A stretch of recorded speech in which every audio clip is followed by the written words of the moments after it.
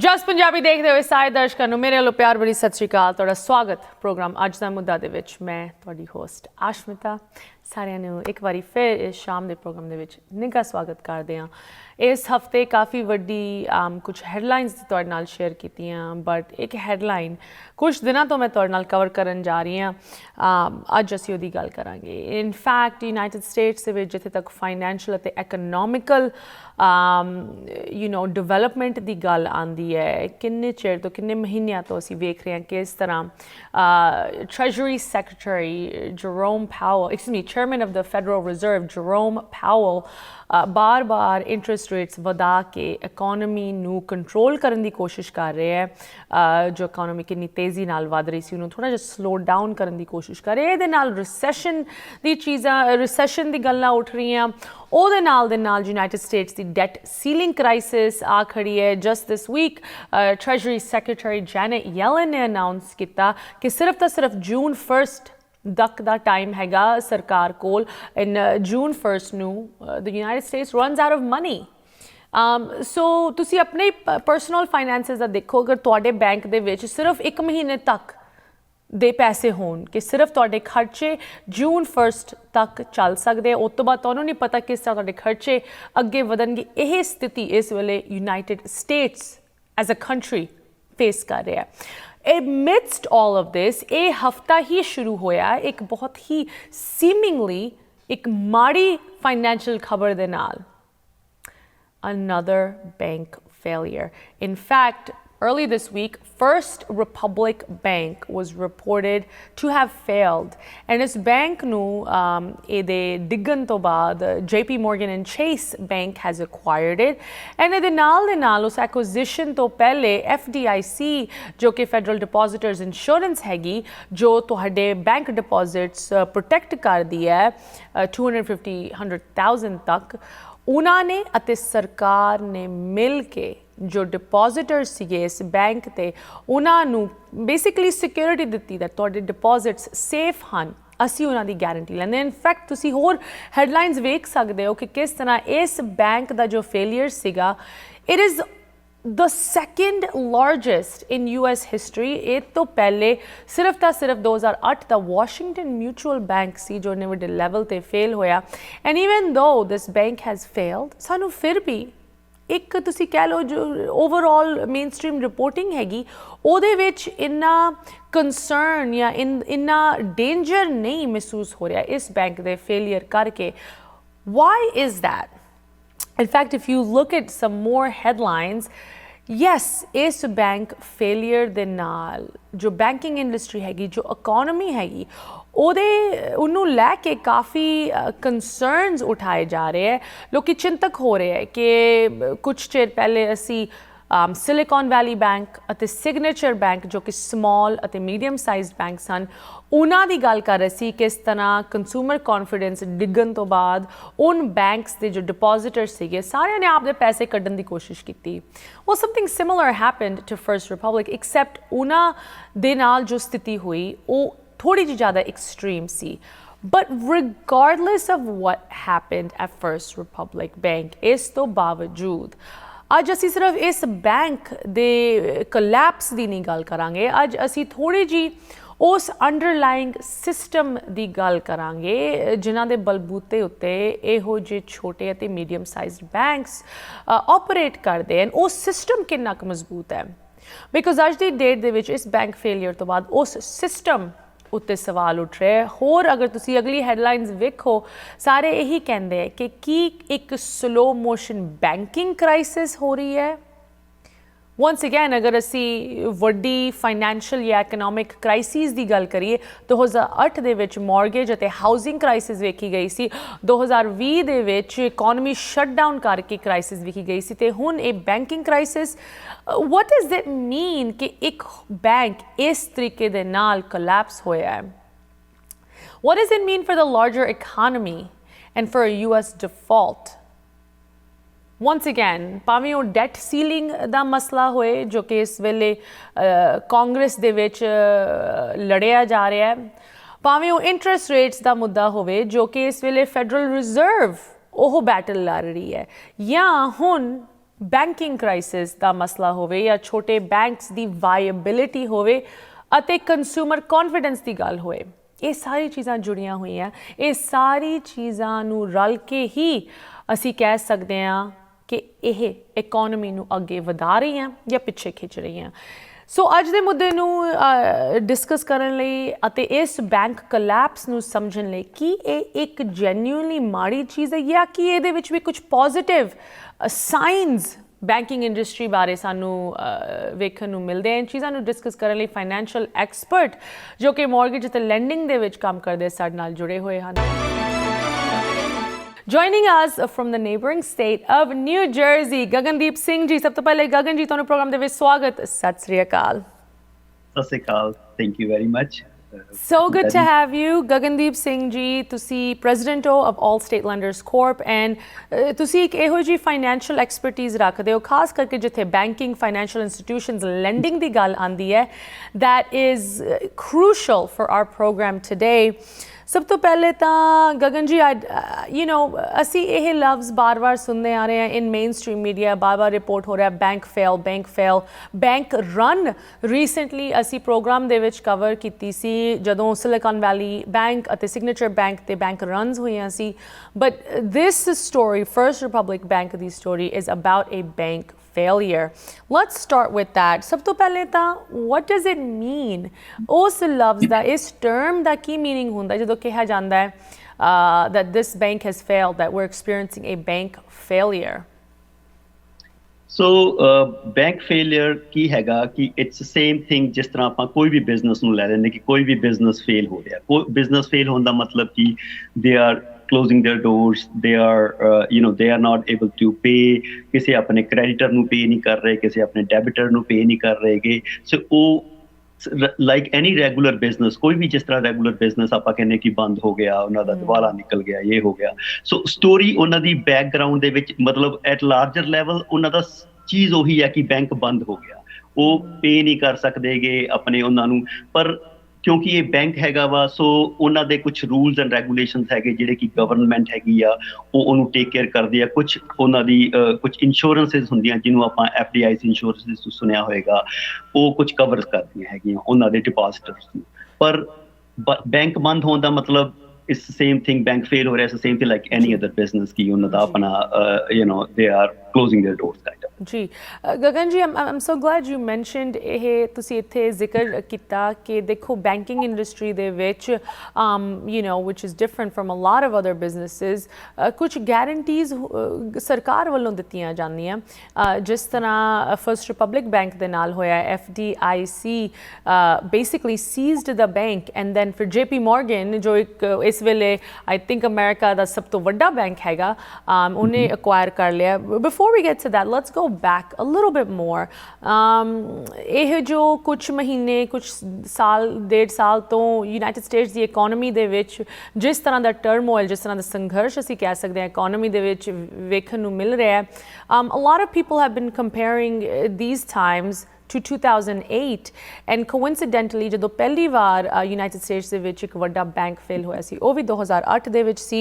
I'm talking about Washington Mutual Bank। ਜੋ ਸਾਡੇ ਦਰਸ਼ਕ ਉਸ ਟਾਈਮ ਇੱਥੇ ਮੌਜੂਦ ਸਨ ਉਹਨਾਂ ਨੂੰ ਸ਼ਾਇਦ ਯਾਦ ਹੋਏਗਾ ਉਸ ਵੇਲੇ ਕਿਸ ਤਰ੍ਹਾਂ ਕਾਫੀ ਵੱਡਾ ਰਿਸੈਸ਼ਨ ਆਇਆ ਸੀ। Tell us a little bit about ਕਿ ਉਸ ਟਾਈਮ ਵਾਸ਼ਿੰਗਟਨ ਮਿਊਚੁਅਲ ਬੈਂਕ ਦੇ ਨਾਲ ਕੀ ਹੋਇਆ ਸੀ, ਕੀ ਸਰਕਮਸਟੈਂਸਿਸ ਸੀਗੀਆਂ 2008 ਦੇ ਵਿੱਚ ਐਂਡ ਕਿਸ ਤਰ੍ਹਾਂ ਦੇ ਪੈਰਲਲਸ ਅਸੀਂ ਅੱਜ ਦੀ ਇਸ ਸਥਿਤੀ ਦੇ ਨਾਲ ਬਣਾ ਸਕਦੇ ਹਾਂ। ਸੋ ਜਿਹੜਾ 2008 ਦੇ ਵਿੱਚ ਵਾਸ਼ਿੰਗਟਨ ਮਿਊਚੁਅਲ ਦਾ ਫੇਲਿਅਰ ਸੀਗਾ, ਉਹਦਾ ਜਿਹੜਾ ਦੇਵਰ 2 ਮੇਨ ਰੀਜ਼ਨ ਸੀ ਉਹਨਾਂ ਦੇ। ਇੱਕ ਜਿਹੜਾ ਮੇਨ ਰੀਜ਼ਨ ਸੀਗਾ ਉਹ ਸੀਗਾ ਮੌਰਗੇਜਿਸ ਦਾ, ਜਿਹਦੇ ਨਾਲ ਆਮ ਸ਼ੋਰ ਤੁਸੀਂ ਸਾਰਿਆਂ ਨੇ ਦੇਖਿਆ ਹੋਏਗਾ, ਸੁਣਿਆ ਹੋਏਗਾ, ਪੜ੍ਹਿਆ ਹੋਏਗਾ ਕਿ 2008 ਦੇ ਵਿੱਚ ਜਿਹੜਾ 7-8 ਦੇ ਵਿੱਚ ਜਿਹੜਾ ਮੇਜਰ ਰਿਸੈਸ਼ਨ ਆਇਆ ਸੀ ਜਾਂ ਮਾਰਕੀਟ ਡ੍ਰੌਪ ਹੋਈ ਸੀ, ਉਹ ਮੋਸਟਲੀ ਆਪਣੇ ਰੀਅਲ ਐਸਟੇਟ ਕਰਕੇ ਹੋਈ ਸੀਗੀ, ਬਿਕੋਜ਼ ਰੀਅਲ ਐਸਟੇਟ ਕਰਕੇ ਹੋਈ ਸੀ। ਤੇ ਵਾਸ਼ਿੰਗਟਨ ਮਿਊਚੁਅਲ ਨੂੰ ਵੀ ਸੇਮ ਹੋਇਆ ਸੀ। ਉਹਨਾਂ ਦਾ ਵੀ ਜਿਹੜਾ ਇੱਕ ਮੇਜਰ ਰੀਜ਼ਨ ਸੀਗਾ ਉਹ ਇਹੀ ਸੀਗਾ ਕਿ ਉਹਨਾਂ ਦੇ ਉਹਨਾਂ ਨੇ ਜਿਹੜੀਆਂ ਮੌਰਗੇਜਿਸ ਕੀਤੀਆਂ ਸੀ, ਹਾਲਾਂਕਿ ਉਹ ਕਾਫੀ ਕੰਜ਼ਰਵੇਟਿਵ ਰਹਿ ਕੇ ਉਹਨਾਂ ਨੇ ਮੌਰਗੇਜਿਸ ਕੀਤੀਆਂ ਸੀ। ਉਹਨਾਂ ਨੇ ਸਿਰਫ 20% ਉਹਨਾਂ ਦਾ ਪੋਰਟਫੋਲੀਓ ਸੀਗਾ ਜਿਹੜਾ ਉਹ ਸਿਰਫ 80% ਤੋਂ ਜ਼ਿਆਦਾ ਲੋਨਸ ਵਾਲਾ ਸੀਗਾ, ਕਿਉਂਕਿ ਉਸ ਟਾਈਮ ਤੇ ਤੁਸੀਂ ਸੁਣਿਆ ਹੋਏਗਾ ਕਿ 100% ਲੋਨ ਮਿਲ ਜਾਂਦੇ ਸੀ, 106% ਵੀ ਮਿਲ ਜਾਂਦੇ ਸੀਗੇ। ਸੋ ਪਰ ਉਹਨਾਂ ਦਾ ਸਿਰਫ ਬਿਕੋਜ਼ ਦੇ ਵਰ ਕੰਜ਼ਰਵੇਟਿਵ, ਉਹਨਾਂ ਨੇ ਸਿਰਫ 20% ਹੀ ਕੀਤਾ ਸੀਗਾ, ਪਰ ਫਿਰ ਵੀ ਉਹਨਾਂ ਦਾ ਵੋਲਿਊਮ ਹੀ ਇੰਨਾ ਜ਼ਿਆਦਾ ਸੀਗਾ ਉਸ ਦੇ ਵਿੱਚ ਕਿ ਉਹ that was the major reason ਜਦੋਂ ਫਿਰ mortgages the property values came down although, so that was one of the reason ਕਿ ਉਹਨਾਂ ਦਾ fail ਹੋਣ ਦਾ reason ਸੀ। second reason ਸੀਗਾ because ਜੇ ਤੁਸੀਂ ਦੇਖੋ ਉਸ ਟਾਈਮ ਤੇ 2002 3 4 5 6 ਦੇ ਵਿੱਚ market was going crazy high, ਇੱਕਦਮ market ਬਹੁਤ ਜ਼ਿਆਦਾ ਉੱਪਰ ਜਾ ਰਹੀ ਸੀਗੀ ਲਗਾਤਾਰ, ਤੇ ਉਹਨਾਂ ਨੇ ਕੀ ਕੀਤਾ, they were running too thin, ਉਹਨਾਂ ਨੇ ਕੀ ਕੀਤਾ, ਆਪਣੀਆਂ ਕਾਫੀ ਸਾਰੀਆਂ branches ਖੋਲਣੀਆਂ ਸ਼ੁਰੂ ਕਰ ਦਿੱਤੀਆਂ ਉਹਨਾਂ ਨੇ। ਤੇ ਉਹ ਉਹਨਾਂ ਦਾ ਸੈਕਿੰਡ ਜਿਹੜਾ ਸੀਗਾ ਮਿਸਟੇਕ ਸੀਗਾ, ਜਿਹੜੀ ਗਲਤੀ ਕੀਤੀ ਉਹਨਾਂ ਨੇ, ਕਿ ਉਹ ਦੇ ਓਪਨ ਟੂ ਮੈਨੀ ਬ੍ਰਾਂਚਿਸ ਟੂ ਕੁਇਕਲੀ। ਵਾਓ। ਤੇ ਉਹਦੇ ਵਿੱਚ ਜਿਹੜਾ ਸੀ ਉਹਨਾਂ ਦੇ ਐਕਸਪੈਂਸਿਸ ਜਿਹੜੇ ਸੀਗੇ ਬਹੁਤ ਵੱਧ ਗਏ, ਜਦ ਕਿ ਤੁਹਾਡੇ ਕੋਲੇ ਇਨਕਮ ਤੁਹਾਡੀ ਡ੍ਰੌਪ ਹੋ ਰਹੀ ਹੈ ਤੇ ਪਰ ਐਕਸਪੈਂਸਿਸ ਤੁਸੀਂ ਵਧਾ ਲਏ। ਸੋ that was the second reason, main reason ਜਿਹੜੇ ਉਹ ਸੀ। Is there any similarities, Gagan ji, with ਜੋ ਫਰਸਟ ਰਿਪਬਲਿਕ ਦੇ ਵਿੱਚ ਹੋਇਆ? surely I'm ਉਹਨਾਂ ਦੇ ਆਪਣੀ ਕੁਝ ਗਲਤੀਆਂ ਜਾਂ ਮਿਸਸਟੈਪਸ ਹੋਣੇ ਹੈ, but surely it's not because there's too many physical locations, right? First republic ਦੇ ਵਿੱਚ ਅਗਰ ਤੁਸੀਂ ਕੁਝ ਵੱਡੇ ਕਾਰਨ ਇੱਥੇ ਸਾਨੂੰ ਦੱਸਣੇ ਹੋਣ, ਭਾਵੇਂ ਉਹ environmental factors ਹੈਗੇ or anything specific to the bank, ਕੀ ਤੁਹਾਨੂੰ ਲੱਗਦਾ ਹੈ ਫਰਸਟ ਰਿਪਬਲਿਕ ਬੈਂਕ ਦਾ ਫੇਲ ਹੋਣ ਦਾ ਵੱਡਾ ਕਾਰਨ ਹੈ? See, First Republic ਦੇ ਵਿੱਚ they had couple of issues also. ਉਹਦੇ ਵਿੱਚ ਕੀ ਸੀਗਾ, mostly it used to be a commercial bank, ਪਹਿਲਾਂ mostly commercial bank ਹੁੰਦਾ ਸੀਗਾ ਜ਼ਿਆਦਾ, ਤਕਰੀਬਨ 20 ਸਾਲ ਇਹ I think they were opened in 1998 88 I think, yeah. So 88 ਦੇ ਵਿੱਚ ਸੀ, ਇਹਨਾਂ ਨੇ 20 ਸਾਲ ਮੋਸਟਲੀ ਕਮਰਸ਼ੀਅਲ ਬੈਂਕ ਰਿਹਾ। ਫਿਰ ਪਿਛਲੇ 14 ਸਾਲ, ਲਾਸਟ ਵਾਲੇ 14 ਸਾਲ ਇਹਨਾਂ ਨੇ ਪਰਸਨਲ ਬੈਂਕਿੰਗ ਵੀ ਸ਼ੁਰੂ ਕਰਤੀ। ਜੇ ਤੁਸੀਂ ਦੇਖੋ ਇਹਨਾਂ ਦੇ ਜਿਹੜੇ 2/3 ਆਫ देयर ਕਲਾਇੰਟ ਬੇਸ ਸੀਗਾ, ਜਿਹੜਾ ਤਾਂ ਜਿਹਨੂੰ ਆਪਾਂ 75% ਕਹਿ ਲਈਏ, ਉਹ ਤਕਰੀਬਨ ਇਹਨਾਂ ਦਾ ਜਿਹੜਾ ਸੀਗਾ 66-67% ਜਿਹੜੇ ਇਹਨਾਂ ਦੇ ਕਲਾਇੰਟ ਬੇਸ ਸੀਗੇ, ਦੇ ਵਰ ਹਾਈ ਨੈਟਵਰਕ ਕਲਾਇੰਟਸ। ਤੇ ਉਹਦੇ ਵਿੱਚ ਕੀ ਸੀਗਾ, ਇਹਨਾਂ ਨੇ ਉਹ ਕਲਾਇੰਟਸ ਤੋਂ ਪੈਸੇ let me go back, ਉਹਦੇ ਵਿੱਚ ਕੀ ਹੁੰਦਾ, how does a bank work, ਕਿਸ ਤਰ੍ਹਾਂ ਕੰਮ ਕਰਦਾ, ਕਿ ਤੁਸੀਂ ਉਹਨਾਂ ਤੋਂ ਡਿਪੋਜ਼ਿਟ ਉਹ ਤੁਹਾਨੂੰ ਦਿੰਦੇ ਹੈਗੇ ਆ, ਤੇ ਤੁਸੀਂ ਉਹ ਡਿਪੋਜ਼ਿਟ ਲੈ ਕੇ ਉਹ ਅੱਗੇ ਆਪਣਾ ਲੈਂਡ ਕਰਦੇ ਆ। And then they have a certain margin, ਕਿ ਮੰਨ ਲਓ ਅਸ਼ਮਿਤਾ ਨੇ ਅਕਾਊਂਟ ਖੋਲਿਆ, ਉਹ 'ਚ $10,000 ਰੱਖੇ, ਮੈਂ 20,000 ਰੱਖਤੇ, ਕਿਸੇ ਨੇ 50,000 ਰੱਖਤੇ। so they put that money together, then they lend it out to other people. And they have a difference in the interest rate, so ਜਿੱਥੋਂ ਉਹਨਾਂ ਦਾ ਪ੍ਰੋਫਿਟ ਵੀ ਆਉਂਦਾ, ਜਿੱਥੋਂ ਉਹਨਾਂ ਦਾ ਆਪਣਾ ਪੂਰਾ ਸਿਸਟਮ ਰਨ ਕਰਦੇ ਹੈ। ਸੋ what happened is that ਜਦੋਂ ਤੁਸੀਂ ਦੇਖਿਆ ਹੋਏਗਾ ਪਿੱਛੇ ਜਿਹੜੇ ਉਹਨਾਂ ਨੇ ਕੀ ਕੀਤਾ, ਜਦੋਂ ਜਿਹੜੇ ਲੋਕਾਂ ਦੇ ਡਿਪੋਜ਼ਿਟ ਸੀਗੇ ਉਹ ਲੋਅਰ ਰੇਟਸ ਤੇ ਸੀਗੇ ਪਹਿਲਾਂ, ਤੇ ਉਹਨਾਂ ਨੇ ਉਹ ਮਨੀ ਲੈਂਡ ਵੀ ਲੋਅਰ ਰੇਟਸ ਤੇ ਕਰਤੀ। ਪਰ ਪਿਛਲੇ 1.5 ਸਾਲ ਦੇ ਵਿੱਚ ਜੇ ਤੁਸੀਂ ਦੇਖੋ, ਫੈਡ ਨੇ ਜਿਹੜੇ ਰੇਟਸ ਇਨਕਰੀਜ਼ ਕਰਤੇ ਕਾਫੀ। ਉਹ ਫੈਡ ਦੇ ਰੇਟਸ ਇਨਕਰੀਜ਼ ਕਰਨ ਨਾਲ ਜਿਹੜੇ ਉਹਨਾਂ ਦੇ ਪੋਰਟਫੋਲੀਓ ਦੇ ਸੀਗੇ, ਉਹਦੀ ਐਸੈਟਸ ਦੀ ਵੈਲਿਊ ਘਟ ਗਈ, ਬਿਕਾਜ਼ ਉਹਨਾਂ ਨੇ ਸਸਤੇ ਰੇਟਾਂ ਤੇ ਲੋਨ ਦਿੱਤੇ ਹੋਏ ਸੀਗੇ, ਤੇ ਜਿਹੜਾ ਉਹਨਾਂ ਨੂੰ ਹੁਣ ਨਵਾਂ ਪੈਸਾ ਮਿਲ ਰਿਹਾ ਸੀ ਉਹ ਹਾਇਰ ਇੰਟਰਸਟ ਤੇ ਮਿਲ ਰਿਹਾ ਸੀਗਾ। So that was one of the major reason ਕਿ ਉਹਨਾਂ ਨੇ ਜਦੋਂ ਦੇਖਿਆ, same thing happens to the SVB also, signature bank also, they were all in the same thing. That was one of the major reason. ਉਹਦੇ ਵਿੱਚ ਇਹਨਾਂ ਨੇ ਜਦੋਂ ਉਹ ਮੇਨ ਪ੍ਰੋਬਲਮ ਹੋਈ। ਦੈਨ ਸੈਕਿੰਡ ਇਸ਼ੂ ਕੀ ਹੋਇਆ ਕਿ ਜਦੋਂ SVB ਸਿਲੀਕਨ ਵੈਲੀ ਬੈਂਕ ਫੇਲ ਹੋਇਆ, ਸਿਗਨੇਚਰ ਫੇਲ ਹੋਇਆ, ਉਦੋਂ ਮਾਰਕੀਟ ਦੇ ਵਿੱਚ ਜਿਹੜੇ ਇਨਵੈਸਟਰ ਸੀ, ਜਿਹੜੇ ਡਿਪੋਜ਼ਿਟਰ ਸੀਗੇ, ਉਹਨਾਂ ਦਾ ਛੋਟੇ ਬੈਂਕਾਂ ਦੇ ਵਿੱਚ ਕੌਨਫੀਡੈਂਸ ਘਟਣਾ ਸ਼ੁਰੂ ਹੋ ਗਿਆ। ਉਹਨਾਂ ਨੂੰ ਲੱਗਿਆ ਕਿ ਵੀ ਛੋਟੇ ਬੈਂਕਸ ਦੇ ਵਿੱਚ ਠੀਕ ਹੈ, ਸਰਕਾਰ ਨੇ ਕਰਕੇ SVB ਦੇ ਸਾਰੇ ਇਨਵੈਸਟਰਸ ਨੂੰ ਬਚਾ ਲਿਆ, ਜਿਹੜੇ ਉਹਨਾਂ ਦੇ ਡਿਪੋਜ਼ਿਟਰ ਸੀ ਉਹਨਾਂ ਨੂੰ ਬਚਾ ਲਿਆ। ਹਾਲਾਂਕਿ FDIC ਇੰਸ਼ੋਰੈਂਸ ਜਿਹੜੀ ਹੁੰਦੀ ਆ ਉਹ ਸਿਰਫ 2.5 ਲੱਖ ਤੱਕ ਕਵਰ ਕਰਦੀ ਆ, ਪਰ ਬਿਕੋਜ਼ ਉਹਦੇ ਇਨਵੈਸਟਰ ਵੱਡੇ ਸੀਗੇ, ਉਹਨਾਂ ਨੇ ਫਿਰ ਵੀ ਉਹਨਾਂ ਨੂੰ ਸਰਕਾਰ ਨੇ ਕਿਹਾ ਕਿ ਨਹੀਂ, ਅਸੀਂ ਤੁਹਾਡੇ ਪੈਸੇ ਸੇਫ ਹੈਗੇ, ਤੁਹਾਡੇ ਪੈਸੇ ਮਿਲਣਗੇ। ਸੇਮ ਥਿੰਗ ਜਦੋਂ ਰਿਪਬਲਿਕ ਦੇ ਨਾਲ ਵੀ ਕੀ ਹੋਇਆ, ਰਿਪਬਲਿਕ ਦੇ ਨਾਲ ਵੀ ਪਿਛਲੇ ਤਕਰੀਬਨ ਜਦੋਂ SVB ਫੇਲ ਹੋਇਆ, ਇਹ ਤਕਰੀਬਨ ਫਿਊ ਵੀਕਸ ਦੇ ਵਿੱਚ ਲੋਕਾਂ ਨੇ ਪੈਸੇ ਕਢਵਾਉਣੇ ਸ਼ੁਰੂ ਕਰਤੇ। ਦੇ ਸੈਡ ਕਿ ਓਕੇ, ਛੋਟੇ ਬੈਂਕਾਂ ਦੇ ਵਿੱਚ ਇੰਨਾ ਕੌਨਫੀਡੈਂਸ ਨਹੀਂ ਹੈਗਾ, ਲੈਟਸ ਮੂਵ ਆਵਰ ਮਨੀ, ਵੱਡੇ ਬੈਂਕਾਂ 'ਚ ਪੈਸਾ ਮੂਵ ਕਰ ਦਿੰਦੇ ਹੈਗੇ, like you mentioned JP Morgan, Wells Fargo, Bank of America, PNC, ਉਹਨਾਂ ਦੇ ਵਿੱਚ। ਸੋ ਪਿਛਲੇ ਤਕਰੀਬਨ 4-5 ਵੀਕ ਦੇ ਵਿੱਚ 40% ਆਫ ਦਾ ਮਨੀ ਉਹਨਾਂ ਨੇ ਕਢਾ ਲਈ, ਜਿਹੜੀ ਕਿ more than $100 billion ਸੀ, ਲੋਕਾਂ ਨੇ ਕਢਵਾ ਲਈ। ਹੁਣ ਬੈਂਕ ਨੇ ਤਾਂ ਮੋਸਟਲੀ ਪੈਸੇ ਲੋਨ ਦਿੱਤੇ ਹੋਏ ਹੁੰਦੇ ਲੋਕਾਂ ਕੋਲੇ, ਉਹਨਾਂ ਕੋਲੇ ਉਹਨੇ ਪੈਸੇ ਹੀ ਨਹੀਂ ਹੈਗੇਗੇ। ਉਹਨਾਂ ਨੇ ਪੈਸੇ ਲੈਣ ਦੀ ਕੋਸ਼ਿਸ਼ ਕੀਤੀ ਹੈ ਇੱਧਰੋਂ ਉੱਧਰੋਂ।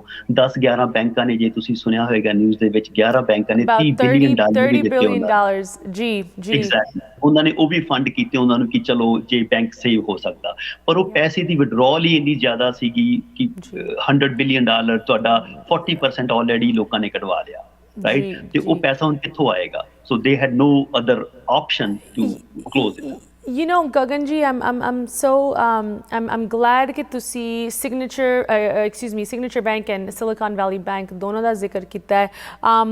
ਜਦੋਂ ਉਹਨਾਂ ਤੇ ਬੈਂਕ ਰਨਸ ਅਸੀਂ ਕੁਝ ਚਿਰ ਪਹਿਲੇ ਕਵਰ ਕੀਤੇ ਸੀ, ਯੂ ਨੋ ਉਸ ਟਾਈਮ ਵੀ ਇਹ ਸਵਾਲ ਉੱਠਿਆ ਸੀ ਕਿ ਇਨ ਦੋ ਬੈਂਕਸ ਦੇ ਨਾਲ ਜੋ ਹੋਇਆ ਹੈ ਇਹਦੇ ਕਰਕੇ ਜੋ ਕੰਟਰੀ ਦੇ ਬਾਕੀ ਸਮਾਲ ਐਂਡ ਮੀਡੀਅਮ ਸਾਈਜ਼ਡ ਬੈਂਕਸ ਹਨ ਉਹਨਾਂ ਤੇ ਕੀ ਇੰਪੈਕਟ ਹੋਏਗਾ। ਭਾਵੇਂ ਉਹ ਸਿਗਨੇਚਰ ਬੈਂਕ ਹੋਏ, ਭਾਵੇਂ ਉਹ ਸਿਲੀਕਨ ਵੈਲੀ ਬੈਂਕ ਜਾਂ ਹੁਣ ਫਰਸਟ ਰਿਪਬਲਿਕ ਬੈਂਕ, ਇਹ ਸਾਰੇ ਐਂਟੀਟੀਜ਼ ਦੇ ਵਿੱਚ ਇੱਕ ਚੀਜ਼ ਕਾਮਨ ਹੈ ਕਿ ਇਹ ਸਮਾਲ ਬੈਂਕਸ ਦੇ ਵਿੱਚ ਗਿਣੇ ਜਾਂਦੇ ਹੈ। ਯੂਨਾਈਟਿਡ ਸਟੇਟਸ ਦੇ ਵਿੱਚ ਜਿਸ ਤਰ੍ਹਾਂ ਹਰ ਇੱਕ ਬਿਜ਼ਨਸ ਸੈਕਟਰ ਦੇ ਵਿੱਚ ਉਨੀ ਕੀ ਲੋੜ ਸਮਾਲ ਅਤੇ ਮੀਡੀਅਮ ਸਾਈਜ਼ ਬਿਜ਼ਨਸਿਸ ਦੀ ਹੈਗੀ ਜਿੰਨੀ ਇੱਕ ਵੱਡੀ corporations the, it's the same thing with banks. Banks ਦੇ ਵਿੱਚ ਵੀ ਪੂਰੀ ਇੰਡਸਟਰੀ ਨੂੰ ਤੰਦਰੁਸਤ ਰੱਖਣ ਲਈ ਹਰ ਇੱਕ ਸਾਈਜ਼ ਦੇ ਬੈਂਕਸ ਹੋਣੇ ਚਾਹੀਦੇ ਤਾਂ ਕਿ ਕੰਪੀਟੀਸ਼ਨ ਹੋਏ, ਡਿਫਰੈਂਟ ਲੋਕਾਂ ਦੀ ਡਿਫਰੈਂਟ ਨੀਡਸ ਹੁੰਦੀਆਂ ਉਹਨਾਂ ਨੂੰ ਕੇਟਰ ਕਰਨ ਲਈ ਇੰਡੀਵਿਜੂਅਲ ਫਾਈਨੈਂਸ਼ੀਅਲ ਸਰਵਿਸਿਜ਼ ਦਿੱਤੀਆਂ ਜਾਣ। ਬਟ ਅੱਜ ਦੀ ਡੇਟ ਦੇ ਵਿੱਚ ਛੋਟੇ ਬੈਂਕਸ ਨੂੰ ਲੈ ਕੇ ਵੱਡੇ ਸਵਾਲ ਉੱਠ ਰਹੇ ਹੈ, ਖਾਸ ਕਰਕੇ ਹੁਣ ਜਦੋਂ ਫਰਸਟ ਰਿਪਬਲਿਕ ਬੈਂਕ fail ਹੋ ਚੁੱਕਿਆ ਹੈ and has been seized by the FDIC and taken over by JP Morgan and Chase, ਜੋ ਇਸ ਵੇਲੇ ਕੰਟਰੀ ਦਾ ਸਭ ਤੋਂ ਵੱਡਾ ਬੈਂਕ ਆਲਰੇਡੀ ਹੈਗਾ। ਇਨ ਚੀਜ਼ਾਂ ਨੂੰ ਸਮਝਣ ਲਈ ਅਤੇ ਤੁਹਾਡੇ ਉੱਤੇ ਇਹਨਾਂ ਦਾ ਕੀ ਇੰਪੈਕਟ ਹੋਏਗਾ, ਖਾਸ ਕਰਕੇ ਤੁਸੀਂ ਕਿਸੇ ਵੀ ਸਮਾਲ ਜਾਂ ਮੀਡੀਅਮ ਸਾਈਜ਼ ਬੈਂਕ ਦੇ ਨਾਲ ਆਪ ਦੀ ਫਾਈਨੈਂਸ਼ੀਅਲ ਨੀਡਸ ਰੱਖਦੇ ਹੋ। ਸਾਡੇ ਨਾਲ ਜੁੜੇ ਹਨ ਅੱਜ ਸ਼ਾਮ ਦੇ ਗੈਸਟ, ਇੱਕ ਵਾਰੀ ਫਿਰ ਉਹਨਾਂ ਨੂੰ ਪ੍ਰੋਗਰਾਮ ਦੇ ਵਿੱਚ ਸਵਾਗਤ ਕਰਦੇ ਹਾਂ। ਗਗਨਦੀਪ ਸਿੰਘ ਜੀ ਸਾਡੇ ਨਾਲ ਜੁੜੇ ਹਨ। ਵੈਲਕਮ ਬੈਕ ਗਗਨਦੀਪ ਜੀ। ਯੂ ਨੋ ਤੁਸੀਂ ਆਲਰੇਡੀ ਸਾਨੂੰ ਇਸ ਫਰਸਟ ਰਿਪਬਲਿਕ ਬੈਂਕ ਦੀ ਸਟੋਰੀ ਦੇ ਵਿੱਚ ਜੋ ਰੀਸੈਂਟ ਇਨਸੀਡੈਂਟਸ ਸਿਲੀਕਨ ਵੈਲੀ ਬੈਂਕ ਅਤੇ ਸਿਗਨੇਚਰ ਬੈਂਕ 'ਚ ਹੋਏ ਉਹਨਾਂ ਦਾ ਜ਼ਿਕਰ ਕੀਤਾ। So I want to start with that, right? Everyone's talking about small banks ਕਿ ਕੀ ਸਮਾਲ ਬੈਂਕਸ ਅਤੇ ਛੋਟੀ ਐਂਡ ਮੀਡੀਅਮ ਸਾਈਜ਼ ਬੈਂਕਿੰਗ ਖਤਰੇ 'ਚ ਹੈ ਯੂਨਾਈਟਿਡ ਸਟੇਟਸ ਦੇ ਵਿੱਚ।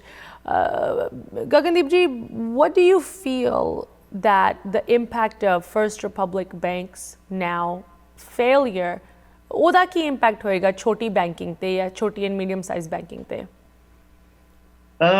ਸੀ ਮੋਸਟਲੀ ਜੇ ਤੁਸੀਂ ਦੇਖੋ ਮਾਰਕੀਟ ਜਿਹੜੀ ਹੈਗੀ ਆ, ਮੋਸਟਲੀ ਕੋਈ ਬੈਂਕਿੰਗ ਆ, ਕੋਈ ਵੀ ਮਾਰਕੀਟ ਆ, ਫਾਈਨੈਂਸ਼ੀਅਲ ਮਾਰਕੀਟ ਸਪੈਸ਼ਲੀ, ਉਹ ਕੰਜ਼ਿਊਮਰ ਕੌਨਫੀਡੈਂਸ ਦੇ ਨਾਲ ਮੂਵ ਕਰਦੀ ਹੈਗੀ ਆ most of it. Consumer confidence ਕੀ ਆ? ਮਤਲਬ ਆਮ ਸ਼ੋਰ ਤੁਸੀਂ ਦੇਖਿਆ ਹੋਏਗਾ ਹਰ ਕਾਰਨਰ ਤੇ ਬ੍ਰਾਂਚ ਹੈਗੀ ਆ, ਚਾਹੇ ਉਹ ਵੈਲਸ ਫਾਰਗੋ ਆ, JP Morgan ਆ, PNC ਆ, ਬੈਂਕ ਆਫ ਅਮਰੀਕਾ।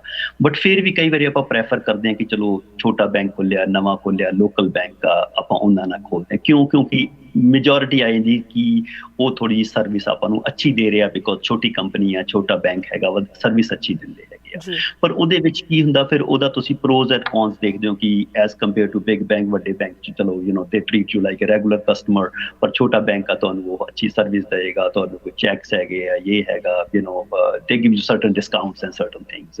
ਕੋਈ ਤੁਸੀਂ ਮੌਰਗੇਜ ਲੈਣੀ ਆ, ਕੋਈ ਤੁਸੀਂ ਲਾਈਨ ਆਫ ਕ੍ਰੈਡਿਟ ਖੋਲਣੀ ਆ, ਕੋਈ ਤੁਸੀਂ ਚੈਕਿੰਗ ਅਕਾਊਂਟ ਖੋਲਣਾ, ਬਿਜ਼ਨਸ ਅਕਾਊਂਟ ਖੋਲਣਾ। ਸੋ they offer you certain ਕੁਛ ਨਾ ਕੁਛ ਤੁਹਾਨੂੰ ਬੈਨੀਫਿਟ, ਤੁਸੀਂ ਕਹਿੰਦੇ ਚਲੋ ਛੋਟੇ ਬੈਂਕ ਨਾਲ ਡੀਲ ਕਰ ਲੈਂਦੇ ਆ, ਇਟਸ ਅ ਬੈਟਰ ਵੇ।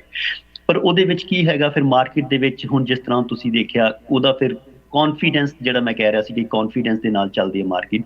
ਜਦੋਂ ਇਸ ਤਰ੍ਹਾਂ ਦੀ ਸਿਚੁਏਸ਼ਨ ਆਉਂਦੀ ਹੈ ਕਿ ਬੈਂਕਸ ਬੰਦ ਹੋ ਰਹੇ ਆ, ਇਹ ਹੋ ਰਿਹਾ, ਉਹਦੇ ਨਾਲ ਫਿਰ ਕੰਜ਼ਿਊਮਰ ਦਾ ਕੌਨਫੀਡੈਂਸ ਜਿਹੜਾ ਕਿ ਘਟਣਾ ਸ਼ੁਰੂ ਹੋ ਜਾਂਦਾ ਵਾ। ਜੇ ਆਪਾਂ ਦੇਖੀਏ ਸਿਲੀਕਨ ਵੈਲੀ ਬੈਂਕ ਜਾਂ ਫਸਟ ਰਿਪਬਲਿਕ ਬੈਂਕ ਨੂੰ, ਇਹਨਾਂ ਦੇ ਬੰਦ ਹੋਣ ਦਾ ਜਿਹੜਾ ਮੈਂ ਇੱਕ ਮੇਨ ਰੀਜ਼ਨ ਦੱਸਿਆ ਸੀ, ਉਹ ਵੀ ਇੱਕ ਮੇਨ ਰੀਜ਼ਨ ਹੈਗਾ ਕਿ ਬਿਕੋਜ਼ ਕੰਜ਼ਿਊਮਰ ਦਾ ਕੌਨਫੀਡੈਂਸ ਨਹੀਂ ਰਿਹਾ। ਉਹਨਾਂ ਨੇ ਆਪਣੇ ਪੈਸੇ ਕਢਵਾਉਣੇ ਸ਼ੁਰੂ ਕਰਤੇ। ਜਦੋਂ ਪੈਸੇ ਕਢਵਾਉਣੇ ਸ਼ੁਰੂ ਕਰਤੇ ਉਹਨਾਂ ਕੋਲ ਉਹਨੇ ਪੈਸੇ ਨਹੀਂ ਸੀਗੇ ਦੇਣ ਨੂੰ, then they have to go through certain issues ਹੁੰਦਾ ਹੈ। ਸੋ ਉਹਦੇ ਵਾਸਤੇ ਇਹੀ ਹੈਗਾ। ਹਾਲਾਂਕਿ ਜਿਹੜਾ ਮੇਨ ਜਿਹੜਾ ਡਿਪੋਜ਼ਿਟ, ਜਿਹੜਾ ਆਪਾਂ ਐਵਰੇਜ ਡਿਪੋਜ਼ਿਟ ਕਹਿੰਦੇ ਹਾਂ, ਜੇ ਤੁਹਾਡੇ ਪੈਸੇ ਜਿਸ ਤਰ੍ਹਾਂ ਪਹਿਲਾਂ ਵੀ ਮੈਂ ਮੈਂਸ਼ਨ ਕੀਤਾ ਕਿ FDIC ਵੱਲੋਂ ਇੰਸ਼ੋਰਡ ਹੈਗੇ ਆ, ਬਟ ਉਹ ਅਪ ਟੂ 2.5 ਲੱਖ ਤੱਕ ਹੀ ਇੰਸ਼ੋਰਡ ਹੈਗੇ ਆ। 2.5 ਲੱਖ ਤੋਂ ਵੱਧ ਨਹੀਂ ਇੰਸ਼ੋਰ ਕਰਦੇ FDIC। Yes. ਹੁਣ ਉਹਦੇ ਵਿੱਚ ਜਿਹੜਾ ਕਿ ਐਵਰੇਜ ਕੰਜ਼ਿਊਮਰ ਆ, ਜੇ ਤੁਹਾਡੇ ਕੋਲੇ $2.5 ਲੱਖ ਤੱਕ ਹੈਗੇ ਆ ਬੈਂਕ ਦੇ ਵਿੱਚ ਤਾਂ ਸੇਫ ਹੈਗੇ ਆ ਤੁਹਾਡੇ, ਉਹ ਕਿਤੇ ਨਹੀਂ ਜਾ ਰਹੇਗੇ। ਜੇ ਜ਼ਿਆਦਾ ਹੈਗੇ ਆ ਤਾਂ ਦੈਨ ਤੁਸੀਂ ਆਪਣਾ ਕੌਨਫੀਡੈਂਸ ਲੂਜ਼ ਕਰੋਗੇ, ਤੁਸੀਂ ਕਹੋਗੇ ਨਹੀਂ ਯਾਰ ਇਹਨੂੰ ਕਿਸ ਤਰ੍ਹਾਂ ਕਰੀਏ, ਜਾਂ ਕਿਤੇ ਇਨਵੈਸਟ ਕਰੀਏ ਜਾਂ ਕਢਾ ਕੇ ਕਿਤੇ ਹੋਰ ਦੂਸਰੇ ਬੈਂਕਾਂ 'ਚ ਰੱਖੀਏ, 3 ਅਕਾਊਂਟ ਖੋਲੀਏ, 4 ਖੋਲੀਏ, something like that you will do, right. So ਉਹੀ ਮੇਨ ਰੀਜ਼ਨ ਹੈਗਾ ਕਿ ਤੁਸੀਂ ਉਹ ਫਿਰ ਛੋਟੇ ਬੈਂਕਾਂ ਨੂੰ ਜ਼ਿਆਦਾ ਫਰਕ ਪੈਂਦਾ ਵਾ, because it's all confidence. So now let's pull back a little bit more.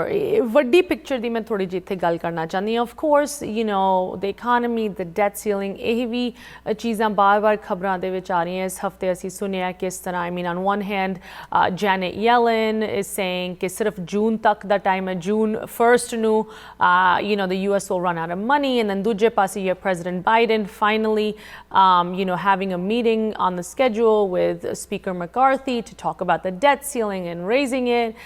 Overall ਅਸੀਂ ਅਗਰ ਇਕੋਨਮੀ ਦੀ ਓਵਰਆਲ ਗੱਲ ਕਰੀਏ, ਇਹੋ ਜਿਹੇ ਬੈਂਕਸ ਦੇ ਵਿੱਚ ਇਹੋ ਜਿਹੀ ਚੀਜ਼ਾਂ ਹੋਣੀਆਂ ਜਾਂ ਕੰਜ਼ਿਊਮਰ ਕੌਨਫੀਡੈਂਸ ਡਿੱਗਣਾ ਜਾਂ ਇੱਕ ਬੈਂਕ ਦਾ ਪੂਰੀ ਤਰ੍ਹਾਂ ਫੇਲ ਹੋ ਜਾਣਾ, ਇਨ ਛੋਟੀ ਵੱਖਰੀ ਚੀਜ਼ਾਂ ਦਾ ਵੱਡੇ ਲੈਵਲ ਤੇ ਇਕੋਨਮੀ ਦੇ ਨਾਲ ਕੀ ਜੋੜ ਹੈ? What does it indicate about the overall health of the US economy? ਖਾਸ ਕਰਕੇ ਅਗਰ ਅਸੀਂ ਇਹ ਸੋਚੀਏ ਕਿ ਰਿਸੈਸ਼ਨ ਆਊਗਾ ਨਹੀਂ ਆਉਣ ਵਾਲਾ, ਇਹ ਸਾਨੂੰ ਕੀ ਇੰਡੀਕੇਸ਼ਨ ਦਿੰਦਾ ਹੈ ਤੁਹਾਡੇ ਖਿਆਲ 'ਚ? ਗਗਨ ਜੀ, what does this bank failure tell us about the overall economy? Definitely ਇਹਦੇ ਨਾਲ ਜਿਹੜਾ ਇਕੋਨਮੀ ਦੇ ਵਿੱਚ ਇਫੈਕਟ ਆਉਂਦਾ ਹੈਗਾ ਫॉर श्योर, ਬਿਕੋਜ਼ ਜਿਵੇਂ ਮੈਂ ਪਹਿਲਾਂ ਕਿਹਾ ਕਿ ਜਿੰਨੀ ਮੋਸਟਲੀ ਫਾਈਨੈਂਸ਼ੀਅਲ ਜਿਹੜੀ ਮਾਰਕੀਟ ਹੈਗੀ ਹੈ, ਇਕੋਨਮੀ ਹੈਗੀ, ਕੰਜ਼ਿਊਮਰ ਕੌਨਫੀਡੈਂਸ ਦੀ Speculation. ਐਗਜ਼ੈਕਟਲੀ। ਸੋ ਉਹਦੇ ਵਿੱਚ ਕੀ ਹੈਗਾ ਕਿ ਮੰਨ ਲਓ ਐਜ਼ ਏ ਆਪਾਂ ਰੈਗੂਲਰ ਤੁਸੀਂ ਹੋ, ਮੈਂ ਆਪਾਂ ਨੂੰ ਲੱਗਦਾ ਕਿ ਨਹੀਂ ਮਾਰਕੀਟ ਬਹੁਤ ਵਧੀਆ ਚੱਲ ਰਹੀ ਆ, ਨਵਾਂ ਟੀਵੀ ਲੈ ਲਓ, ਨਵੀਂ ਕਾਰ ਲੈ ਲਓ, ਨਵਾਂ ਫਰਨੀਚਰ ਲੈ ਲਓ। ਸੋ ਉਹਦੇ ਨਾਲ ਕੀ ਆ, ਮਾਰਕੀਟ 'ਚ ਆਪਾਂ ਪੈਸੇ ਖਰਚ ਕਰਦੇ ਹਾਂ, ਮਾਰਕੀਟ 'ਚ ਲਿਕੁਇਡਿਟੀ ਆਉਂਦੀ ਹੈਗੀ, ਉਹ ਜਿਹੜਾ ਆਪਾਂ ਸਪੈਂਡ ਕਰਦੇ ਹਾਂ ਮਾਰੀ, ਉਹ 'ਚ ਦੂਸਰੇ ਲੋਕ ਵੀ ਜਿਹਦੇ ਕੋਲ ਪੈਸੇ ਮਿਲ ਰਹੇ ਹੈਗੇ ਆ ਉਹ ਵੀ ਫਿਰ ਸਪੈਂਡ ਕਰਦੇ। ਸੋ ਮਾਰਕੀਟ ਮੇਕਸ ਇਟ ਮੂਵ। ਉਹਦੇ ਨਾਲ ਕੀ ਇਕੋਨਮੀ ਗਰੋਥ, ਉਹ 'ਚ ਇਕੋਨਮੀ ਦੀ ਗਰੋਥ ਵੀ ਹੁੰਦੀ ਹੈਗੀ ਆ ਤੇ ਸਿਸਟਮ ਵਧੀਆ ਚੱਲਦਾ ਰਹਿੰਦਾ। ਹੁਣ ਦੂਸਰੇ ਪਾਸੇ ਜੇ ਆਪਾਂ ਦੇਖੀਏ ਸੇਮ ਸਿਚੁਏਸ਼ਨ, ਜੇ ਆਪਾਂ ਨੂੰ ਕੌਨਫੀਡੈਂਸ ਲੂਜ਼ ਕਰ ਰਹੇ ਹੈਗੇ ਆਪਾਂ ਨੂੰ ਲੱਗਦਾ ਕਿ ਨਹੀਂ ਯਾਰ ਯੂ ਨੋ ਮਾਰਕੀਟ ਦਾ ਕੱਲ ਨੂੰ ਪਤਾ ਨਹੀਂ ਕੀ ਹੋਣਾ ਕੀ ਨਹੀਂ, ਉਹਦੇ ਵਿੱਚ ਕੀ ਹੁੰਦਾ ਵਾ। ਹਾਂਜੀ, ਤੇ ਉਹਦੇ ਵਿੱਚ ਕੀ ਹੁੰਦਾ ਕਿ ਤੁਸੀਂ ਪੈਸੇ ਆਪਣੇ ਥੋੜੇ ਜਿਹੇ ਹੋਲਡ ਕਰਨ ਲੱਗ ਜਾਂਦੇ ਕਿ ਚੱਲ ਨਵੀਂ ਕਾਰ ਨਹੀਂ ਲੈਣੀ ਯਾਰ, ਸਾਲ ਠਹਿਰ ਕੇ ਲੈ ਲਾਂਗੇ, ਪੁਰਾਣੀ ਚਲਾ ਲੈਂਦੇ ਆ, ਫਰਨੀਚਰ ਹਜੇ ਠੀਕ ਸਰਦਾ ਹੈਗਾ। ਤਾਂ ਜਦੋਂ ਤੁਸੀਂ ਮਾਰਕੀਟ ਦੇ ਵਿੱਚ ਪੈਸਾ ਜਾਣਾ ਬੰਦ ਹੋ ਜਾਂਦਾ ਵਾ ਪੈਸਾ, ਤੇ ਉਹਦੇ ਵਿੱਚ ਕੀ ਹੈ ਤੁਸੀਂ ਦੇਖੋਗੇ ਉਹਦੇ ਨਾਲ ਸਲੋ ਹੌਲੀ ਸਮਾਲ ਬਿਜ਼ਨਸ ਇਫੈਕਟ ਹੋਣ ਲੱਗ ਜਾਂਦੇ ਆ, ਬਿਗਰ ਬਿਜ਼ਨਸ ਇਫੈਕਟ ਹੋਣ ਲੱਗ ਜਾਂਦੇ ਆ, ਐਂਡ ਦੈਟ ਉਹਦੇ ਨਾਲ ਲਿਕੁਇਡਿਟੀ ਘੱਟ ਜਾਂਦੀ ਹੈ ਮਾਰਕੀਟ ਤੇ। ਲਿਕੁਇਡਿਟੀ ਨਾਲ ਹੀ ਤੁਸੀਂ ਦੇਖੋਗੇ ਜਿਹੜਾ ਕੰਜ਼ਿਊਮਰ ਕੌਨਫੀਡੈਂਸ ਘੱਟ ਗਿਆ, ਲਿਕੁਇਡਿਟੀ ਘੱਟ ਗਈ, ਉਹਦੇ ਨਾਲ definitely market moves toward the recession. Absolutely. I mean, recession ਨੂੰ ਲੈ ਕੇ ਪਿਛਲੇ ਕਿੰਨੇ ਮਹੀਨਿਆਂ ਤੋਂ, I think ਲਾਸਟ ਸਮਰ ਤੋਂ ਲੋਕੀ ਜਿਹੜਾ ਕਹਿੰਦੇ ਨਾ ਲਾਈਕ ਐਂਕਸ਼ੀਅਸਲੀ ਉਡੀਕ ਰਹੇ ਹੈ ਕਿ ਕਿਸ ਪਾਸੇ ਮਾਰਕੀਟ ਜਾਊਗੀ। And you know I am not a financial expert but it seems ਕਿ ਜੋ ਚੀਜ਼ਾਂ you know Jerome Powell and the Federal Reserve ਇਹਨਾਂ ਵੱਲੋਂ ਕੀਤੀਆਂ ਜਾ ਰਹੀਆਂ, they are having a positive impact. I mean, ਅਗਰ ਥੋੜਾ ਜਿਹਾ ਅਸੀਂ ਗੱਲ ਨੂੰ ਉਸ ਪਾਸੇ ਲੈ ਕੇ ਜਾਈਏ, you know, once again, this is with a disclaimer that ਤੁਸੀਂ ਵੀ ਸਿਰਫ ਆਪਣਾ opinion share ਕਰ ਰਹੇ ਹੋ, but you know, talking about the overall health of the economy, ਅਗਰ ਕੰਜ਼ਿਊਮਰ ਕੌਨਫੀਡੈਂਸ ਦੇ ਨਾਲ ਹੈਲਥ ਇੰਨੀ ਕਲੋਸਲੀ ਜੁੜੀ ਹੋਈ ਹੈ, ਇਹੋ ਜਿਹਾ ਬੈਂਕ ਫੇਲੀਅਰ ਹੁੰਦਾ ਹੈ। ਕਈ ਐਕਸਪਰਟਸ ਕਹਿ ਰਹੇ that this is not necessarily a bad thing, that the economy is heading in the right direction, but ਦੂਜੇ ਪਾਸੇ there are still questions about ਕਿ ਕੀ ਇੱਕ recession ਆਉਣ ਵਾਲਾ ਹੈਗਾ। Where do you feel, you know, we're heading? ਕੀ ਤੁਹਾਨੂੰ ਲੱਗਦਾ ਹੈ ਕਿ ਹਲੇ ਵੀ recession ਦੇ ਉਨੇ ਕੀ ਵੱਡੇ chances ਹੈਗੇ ਜਿੰਨੇ ਸ਼ਾਇਦ ਕੁਝ ਮਹੀਨਿਆਂ ਪਹਿਲੇ ਸੀਗੇ, or do you feel that things have maybe improved a little bit? First of all, I just wanted to correct it. ਕੋਈ ਵੀ recession ਦੀ ਵੇਟ ਨਹੀਂ ਕਰ ਰਿਹਾ ਹੈਗਾ, everybody is trying to avoid it, right? Because it's not a good thing for anyone, right? ਕਿਸੇ ਦੇ ਲਈ ਵੀ recession ਆਣਾ, because ਉਹਦੇ ਵਿੱਚ ਤੁਸੀਂ jobs ਵੀ lose ਕਰਦੇ ਆ, you know, businesses go down, you know, businesses close, and you know, people run very thin. So ਉਹ 'ਚ ਕਾਫੀ ਨੁਕਸਾਨ ਹੁੰਦੇ ਹੈਗੇ ਆ economy ਦੇ ਵੀ, you know, ਲੋਕਾਂ ਦੇ। So definitely ਉਹਦੇ, ਪਰ ਦੂਸਰੇ ਪਾਸੇ ਜੇ ਤੁਸੀਂ ਓਵਰਆਲ ਸਿਨੈਰੀਓ ਦੇਖੋ ਮਾਰਕੀਟ ਦਾ, ਤਾਂ ਜਿਹੜੇ ਇਹਨਾਂ ਨੇ ਰੇਟਸ ਇਨਕਰੀਜ਼ ਕਰ ਰਹੀ ਸੀ ਫੈਡ, ਉਹ ਸਿਰਫ ਮਾਰਕੀਟ ਨੂੰ ਥੋੜਾ ਜਿਹਾ ਸਲੋ ਕਰਨ ਵਾਸਤੇ ਕਰ ਰਹੇ ਸੀਗੇ। rates, the Fed was increasing rates every couple of few weeks, every couple of months they were keep on increasing। ਉਹਦੇ ਨਾਲ ਕੀ ਸੀ, they were trying to slow down the inflation, ਕਿ ਚਲੋ ਇਨਫਲੇਸ਼ਨ ਵੱਧ ਰਹੀ ਹੈ ਥੋੜਾ ਜਿਹਾ ਉਹ ਕਰ ਲਈਏ। ਪਰ ਉਹਦੇ ਨਾਲ ਜੇ ਤੁਸੀਂ ਦੇਖੋ ਉਹਦਾ ਨੈਗੇਟਿਵ ਇਫੈਕਟ ਵੀ ਹੋਇਆ, ਉਹਦਾ ਨੈਗੇਟਿਵ ਇਫੈਕਟ ਆਹੀ ਹੋਇਆ ਜਿਹੜੇ ਆਪਣੇ ਬੈਂਕਸ ਦੀ ਕਲੋਜ਼ਰ ਹੋਈ ਆ, ਦੇ ਆਰ ਲਾਈਕ suffering। ਉਹ 'ਚ ਕੀ ਆ, ਉਹ 'ਚ ਕਾਫੀ ਸਮਾਲ ਬਿਜ਼ਨਸਿਸ ਵੀ ਸਫਰ ਹੋ ਰਹੇ ਆ। ਸੋ ਮੈਨੀ ਪੀਪਲ ਕਾਲ ਮੀ ਕਿ ਗਗਨ ਯਾਰ ਮੇਰੀ ਮੌਰਗੇਜ ਸੀਗੀ, ਉਹ ਫਿਕਸਡ ਨਹੀਂ ਸੀਗੀ, ਉਹ ਐਡਜਸਟੇਬਲ ਰੇਟ ਤੇ ਸੀਗੀ। ਉਹ ਪਹਿਲਾਂ ਮੈਂ 4000 ਦੀ ਮੌਰਗੇਜ ਪੇ ਕਰ ਰਿਹਾ ਸੀ, ਹੁਣ ਉਹੀ ਮੌਰਗੇਜ ਮੇਰੀ $7500 ਦੀ ਹੋ ਗਈ ਆ, ਮੈਂ ਕਿੱਥੋਂ ਪੇ ਕਰਾਂ। ਸੋ ਉਹ ਵੀ ਉਹਨਾਂ ਦਾ ਵੀ ਇਫੈਕਟ ਹੋ ਰਿਹਾ ਵਾ, ਉਹਨਾਂ ਨੂੰ ਵੀ। ਸੋ they are also suffering already.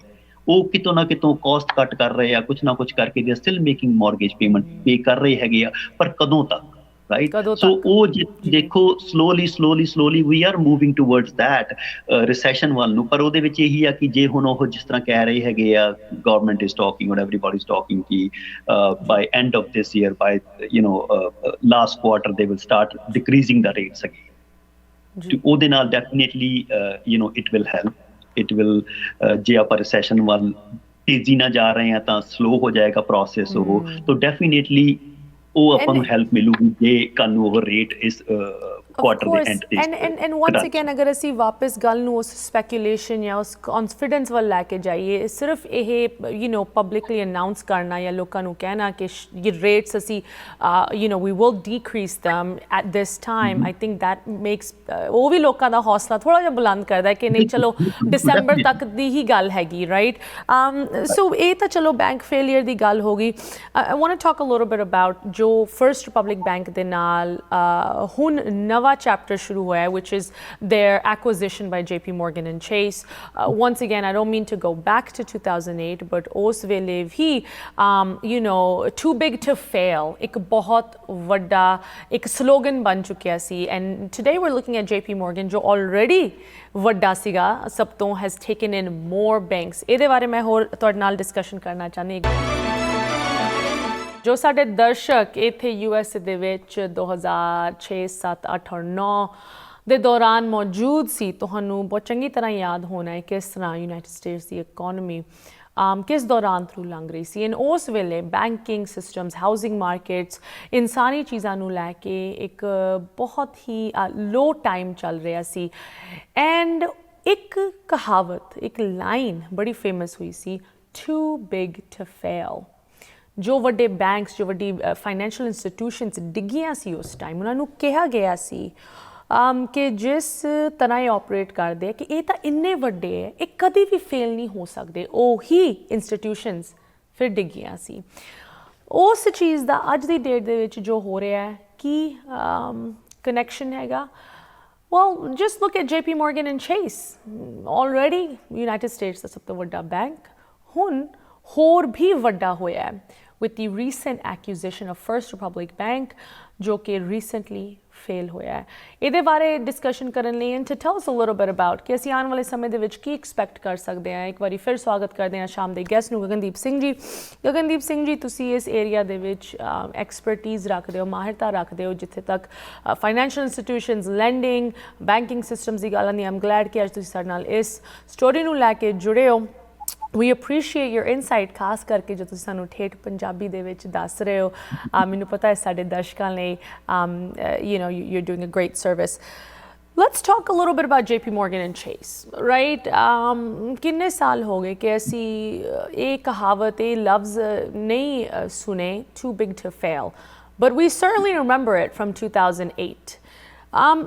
ਜੋ ਇਹ ਹੁਣ JP Morgan ਦਾ ਟੇਕ ਓਵਰ ਹੋਇਆ, the seizure of First Republic Bank, its assets, what implications does that have? ਇਹਦਾ ਕੀ ਵੱਡਾ ਇમ્ਪੈਕਟ ਹੋਏਗਾ overall on the financial industry?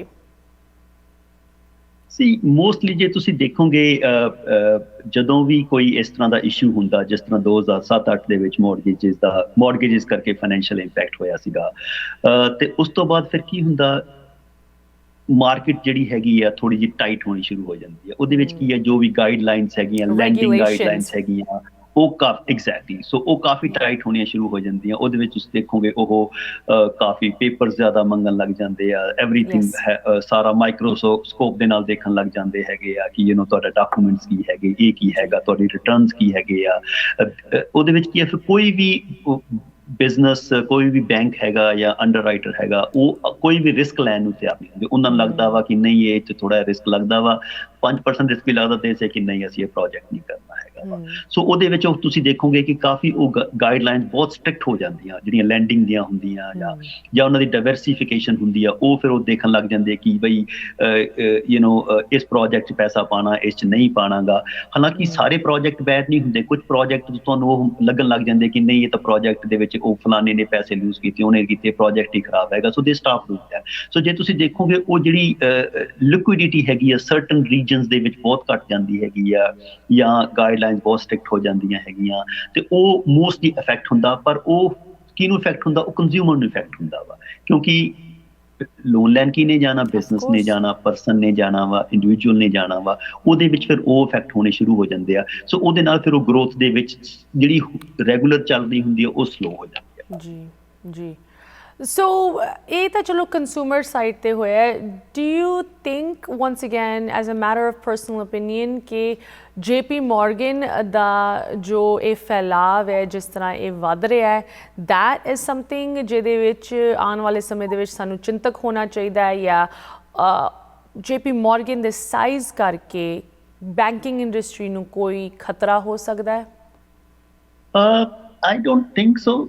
ਮੇਰੇ ਖਿਆਲ ਨਾਲ, ਮੇਰੀ ਪਰਸਨਲ ਰਾਏ ਹੈ, ਕਿਉਂਕਿ ਕਾਫੀ ਪੁਰਾਣਾ ਬੈਂਕ ਹੈਗਾ ਵਾ, ਆਲਰੇਡੀ ਕਾਫੀ ਡਾਇਵਰਸੀਫਾਈਡ ਹੈਗਾ ਵਾ। ਇਹ ਨਹੀਂ ਹੈਗਾ ਕਿ ਸਿਰਫ ਇੱਕ ਲਾਈਨ 'ਚ ਹੀ ਕੰਮ ਕਰ ਰਹੇ ਹੈਗੇ, ਜਾਂ ਇੱਕ ਲਾਈਨ 'ਚ ਹੀ ਸਿਰਫ ਲੋਨਸ ਦਾ ਕੰਮ ਹੀ ਕਰ ਰਹੇ ਹੈਗੇ ਆ ਜਾਂ ਸਮਥਿੰਗ। ਸੋ ਕਾਫੀ ਡਾਇਵਰਸੀਫਾਈਡ ਹੈਗੇ ਆ, ਉਹਨਾਂ ਦੇ ਐਸੈਟਸ ਦੀ ਵੈਲਿਊਜ਼ ਕਾਫੀ ਹੈਗੀਆਂ ਵਾ।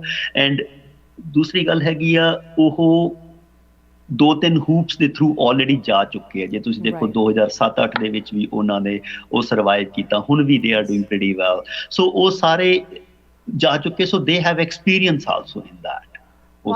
So in a way ਤੁਸੀਂ ਮਤਲਬ ਇਹ ਕਹਿ ਰਹੇ ਹੋ, if I understand it correctly, that it's almost like JP Morgan ਦਾ ਜੋ ਟੇਕ ਓਵਰ ਰਿਹਾ ਹੈ, ਉਹਦੇ ਨਾਲ ਕੰਜ਼ਿਊਮਰ ਕੌਨਫੀਡੈਂਸ ਵੱਧਦਾ ਹੈ, that it's a good thing. I mean, it will help them. Yes, it's helping, exactly, because that's ਇਹੀ ਚੀਜ਼ ਮੈਂ ਸਟੋਰੀ ਬਾਰੇ ਸਮਝਣਾ ਚਾਹੁੰਦੀ ਸੀ ਕਿ ਇਹ ਭਾਵੇਂ ਬੈਂਕ ਫੇਲ ਜ਼ਰੂਰ ਹੋਇਆ ਹੈ, ਬਟ ਇਹਦੇ ਬਾਰੇ ਕਾਫੀ ਰਿਪੋਰਟਿੰਗ ਕਹਿ ਰਹੀ ਹੈ ਕਿ ਦੈਟ ਜਿਸ ਤਰ੍ਹਾਂ ਇਹ JP Morgan ਨੇ ਟੇਕ ਓਵਰ ਕੀਤਾ, ਹਾਊ ਦੀ FDIC ਸਟੈਪਡ ਇਨ, ਉਹ ਲੋਕਾਂ ਨੂੰ ਇੱਕ ਚੰਗੀ ਚੀਜ਼ ਦੱਸਦੀ ਹੈ ਕਿ ਸਿਸਟਮ ਮਜ਼ਬੂਤ ਹੈ, ਕਿ ਜਿਸ ਸਿਸਟਮ ਦੇ ਬਲਬੂਤੇ ਉੱਤੇ ਬੈਂਕਸ ਬਣੇ ਹੋਏ ਹੈ, ਉਹ ਇਹਨਾਂ ਦੇ ਫੇਲੀਅਰਸ ਨੂੰ ਵੀ ਸਪੋਰਟ ਕਰ ਪਾ ਰਿਹਾ ਹੈ। And I guess with that Gagan ਜੀ, ਜੋ ਲੋਕੀ ਮਾਮੂਲੀ ਬੈਂਕਿੰਗ ਕਰਦੇ ਹੈ, ਸਮਾਲ ਟੂ ਮੀਡੀਅਮ ਸਾਈਜ਼, ਭਾਵੇਂ ਉਹ ਉਹਨਾਂ ਦੀ ਪਰਸਨਲ ਹੋਏ ਜਾਂ ਬਿਜ਼ਨਸ, ਪ੍ਰੋਫੈਸ਼ਨਲ ਐਂਟਰਪ੍ਰੈਨਿਓਰਸ ਸਾਡੇ ਦਰਸ਼ਕ ਕਿੰਨੇ ਸਾਰੇ ਹੈਗੇ, for the average small to medium size banker, ਕੀ ਤੁਸੀਂ ਕਲੋਜ਼ਿੰਗ ਮੈਸੇजेस ਦੇਣਾ ਚਾਹੋਗੇ? ਆਮ ਸ਼ੋਰ ਲੋਕੀ ਜਦੋਂ ਇਹੋ ਜਿਹੀ ਚੀਜ਼ਾਂ ਨੂੰ ਰਿਸਰਚ ਪੂਰੀ ਤਰ੍ਹਾਂ ਨਹੀਂ ਕਰਦੇ, and they are complicated things. ਸਿਰਫ ਤੁਸੀਂ WhatsApp ਜਾਂ Facebook ਤੇ ਇਹ ਖਬਰਾਂ ਸੁਣ ਰਹੇ ਹੋ, it can get a little scary, right, ਕਿ ਸਾਡੇ ਪੈਸੇ ਦਾ ਕੀ ਹੋਏਗਾ, ਸੋ ਉਸ ਸਿਚੁਏਸ਼ਨ ਨੂੰ ਐਡਰੈਸ ਕਰਨ ਲਈ ਤੁਸੀਂ ਕਲੋਜ਼ਿੰਗ ਦੇ ਵਿੱਚ ਕੀ ਸਾਨੂੰ ਦੱਸ ਸਕਦੇ ਹੋ?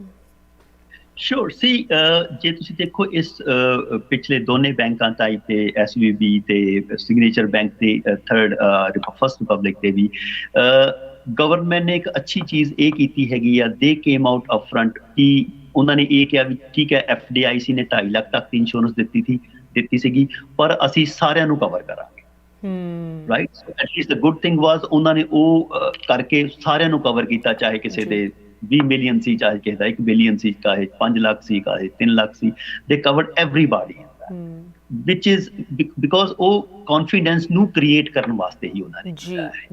Otherwise, it's a it can be a very bad chain reaction, right? Exactly. Ek cheez to duji, Exactly. yes, absolutely. So once again, it all comes back to confidence, and ਇਹ ਸਿਰਫ JP Morgan ਦੇ actions ਕਰਕੇ ਨਹੀਂ, but ਸਰਕਾਰ ਦੇ actions ਕਰਕੇ ਇਹ confidence ਨੂੰ boost ਕਰਨ ਦੀ ਜੋ efforts ਹੈਗੀਆਂ, I'm glad ਤੁਸੀਂ ਉਹਨਾਂ ਦੇ ਬਾਰੇ ਸਾਨੂੰ ਜਾਣਕਾਰੀ ਦਿੱਤੀ, because once again, this is complicated stuff, right? So Gagan ji, we appreciate the insight and ਜੋ ਤੁਸੀਂ ਸਾਨੂੰ ਕੁਝ ਚੀਜ਼ਾਂ ਅੱਜ ਦੱਸੀਆਂ. Of course, ਆਉਣ ਵਾਲੇ ਸਮੇਂ ਦੇ ਵਿੱਚ ਜਿਸ ਤਰ੍ਹਾਂ ਇਹ ਕਨਵਰਸੇਸ਼ਨ ਅੱਗੇ ਵੱਧਦੀ ਹੈ, ਸਟੋਰੀ ਦੇ ਵਿੱਚ ਹੋਰ ਕੀ ਡਿਵੈਲਪਮੈਂਟਸ ਹੁੰਦੀਆਂ and the overall health of the economy, ਜ਼ਰੂਰ ਤੁਹਾਨੂੰ ਬੇਨਤੀ ਕਰਾਂਗੇ ਤੁਸੀਂ ਫਿਰ ਆ ਕੇ ਸਾਡੇ ਨਾਲ ਜੁੜੋ. Great to have you on the program tonight. Have a good rest of your evening. ਸਤਿ ਸ੍ਰੀ ਅਕਾਲ. ਸਤਿ ਸ੍ਰੀ ਅਕਾਲ ਜੀ. Once again, First Republic Bank ਦੀ ਅੱਜ ਸਾਰੀ ਜਾਣਕਾਰੀ ਤੁਹਾਡੇ ਨਾਲ ਸ਼ੇਅਰ ਕੀਤੀ ਹੈ. ਬੈਂਕ ਕਿਉਂ ਫੇਲ ਹੋਇਆ ਹੈ ਤੇ ਕਿਸ ਤਰ੍ਹਾਂ ਇਹਨੂੰ ਓਵਰਟੇਕ JP Morgan ਬੈਂਕ ਨੇ ਕੀਤਾ ਹੈ ਭਾਵੇਂ, ਬਟ ਜੋ ਡਿਪੋਜ਼ਿਟਸ ਅਤੇ ਡਿਪੋਜ਼ਿਟਰਸ ਸੀਗੇ ਉਹਨਾਂ ਨੂੰ FDIC ਅਤੇ ਸਰਕਾਰ ਨੇ ਰਲ ਕੇ ਸਿਕਿਉਰ ਰੱਖਿਆ, ਉਹਨਾਂ ਦੀ ਫਾਈਨੈਂਸ਼ੀਅਲ ਇਨਵੈਸਟਮੈਂਟਸ ਨੂੰ ਸਿਕਿਉਰ ਰੱਖਿਆ. ਸੋ ਭਾਵੇਂ ਅੱਜ ਇੱਕ ਬੈਂਕ ਫੇਲੀਅਰ ਦੀ ਸਟੋਰੀ ਅਸੀਂ ਤੁਹਾਡੇ ਨਾਲ ਸ਼ੇਅਰ ਕੀਤੀ, ਇਸ ਬੈਂਕ ਫੇਲੀਅਰ ਦੇ ਨਾਲ ਤੁਸੀਂ ਕਹਿ ਸਕਦੇ ਹੋ ਜੋ ਓਵਰਆਲ ਫਾਈਨੈਂਸ਼ੀਅਲ ਹੈਲਥ ਹੈਗੀ ਯੂਨਾਈਟਿਡ ਸਟੇਟਸ ਦੀ, ਉਹ ਇੰਪਰੂਵ ਹੋਈ ਹੈ, ਉਹ ਸਹੀ ਪਾਸੇ ਤੁਰੀ ਹੈ. ਐਂਡ ਜੋ ਸਭ ਤੋਂ ਇੰਪੋਰਟੈਂਟ ਇੱਥੇ ਪੁਆਇੰਟ ਸਾਡੇ ਗੈਸਟ ਨੇ ਵੀ ਸ਼ੇਅਰ ਕੀਤਾ, ਕੰਜ਼ਿਊਮਰ ਕਾਨਫੀਡੈਂਸ ਅੱਜ ਦੀ ਡੇਟ ਦੇ ਵਿੱਚ ਇਸ ਬੈਂਕ ਫੇਲ ਹੋਣ ਤੋਂ ਬਾਵਜੂਦ ਇੰਪਰੂਵ ਹੋਇਆ ਪੂਰੇ ਸਿਸਟਮ ਦੇ ਵਿੱਚ. once again, ongoing story ਇਹਦੇ ਬਾਰੇ ਹੋਰ ਜਾਣਕਾਰੀ ਅਤੇ ਡਿਵੈਲਪਮੈਂਟਸ ਤੁਹਾਡੇ ਨਾਲ ਸ਼ੇਅਰ ਕਰਾਂਗੇ. ਆਫ ਕੋਰਸ ਡੈਟ ਸੀਲਿੰਗ ਨੂੰ ਲੈ ਕੇ ਵੀ ਜਾਣਕਾਰੀ ਤੁਹਾਡੇ ਨਾਲ ਸ਼ੇਅਰ ਕਰਾਂਗੇ. ਬਟ ਅੱਜ ਦੇ ਪ੍ਰੋਗਰਾਮ ਨੂੰ ਲੈ ਕੇ ਸਾਡੇ ਲਈ ਸਾਡੇ ਗੈਸਟ ਦੇ ਕੋਈ ਵੀ ਕੁਐਸਚਨਸ, ਕਮੈਂਟਸ, ਕੰਸਰਨ ਤੁਸੀਂ ਜ਼ਰੂਰ ਸਾਨੂੰ ਲਿਖ ਸਕਦੇ ਹੋ info@jusbroadcasting.com, aashmeeta@jusbroadcasting.com. ਹੁਣ ਸਾਨੂੰ ਵੀ ਦਿਓ ਇਜਾਜ਼ਤ. ਸਤਿ ਸ੍ਰੀ ਅਕਾਲ.